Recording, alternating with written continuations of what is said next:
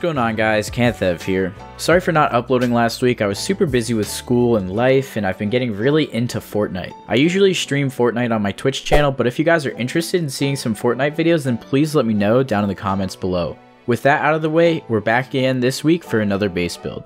This week's base has an insane amount of storage, and it's super cheap, coming in at just under 3,300 metal frags to build. This week's base is called the Loot Box.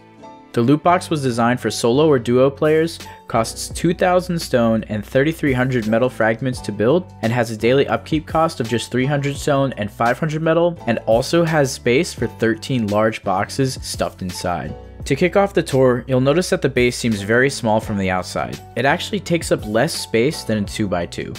But anyway, there's 4 doors to get into the main part of the base, with the second door acting as an additional airlock for your front door. Through the second door is your first sleeping bag, and peeking out from the sleeping bag is the tip of your research table, which allows you to use it from above. Through the next door is your second sleeping bag, and then after the fourth door, you're into the main part of the base.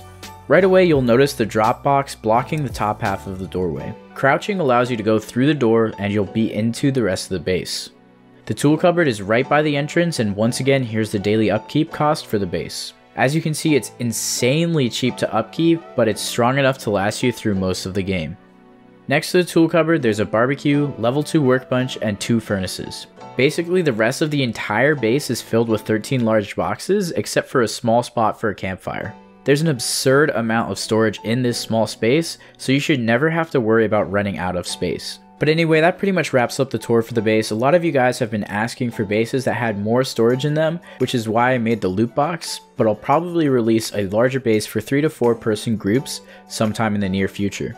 Before we hop into the build, if you're enjoying the video, then make sure to drop a like and definitely consider subscribing for more weekly Rust builds. And if you guys want to see some Fortnite content, then don't forget to leave a comment down below or check out my Twitch channel. I also added a Fortify link for this base in the description, so if you have the Fortify application, follow the link to get a download for this base. Anyway, without further ado, let's hop into the build. To kick off the build, place 2 square foundations, then 3 triangle foundations to create the footprint as shown on screen.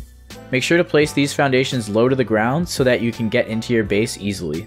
Next, surround your base with half-height walls except on this one space. Place a full-height wall here instead, with a half-height wall on top of it. This is so that you can place a triangle floor which will eventually hold your drop boxes. Surround the rest of your base in full-height walls, but skip one of the spaces where you'll put your doorway. Place 3 triangles above the 3 triangle foundations, then add 4 doorways above the triangle floors.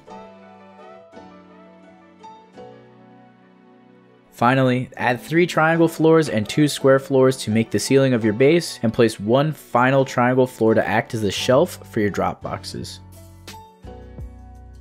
The last step of the build is to add a wall next to your entrance, and then your base is complete. Once you have enough metal fragments, definitely upgrade the main part of the base to sheet metal, which will make it much harder for the raiders to get to your loot. This means upgrading all of your foundations and all the external walls. Also make sure to upgrade the wall next to the front door as well as the triangle floor below it to sheet metal to ensure maximum protection.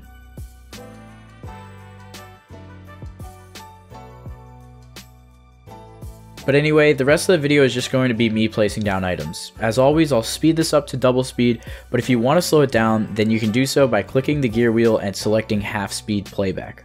As always, make sure to drop a like if you enjoyed the build or the quality of this video, and if you haven't already, then definitely consider subscribing for more Rust content. Thanks so much once again, guys. I can't wait to see what you guys think, and I'll see you guys in the next video. Peace.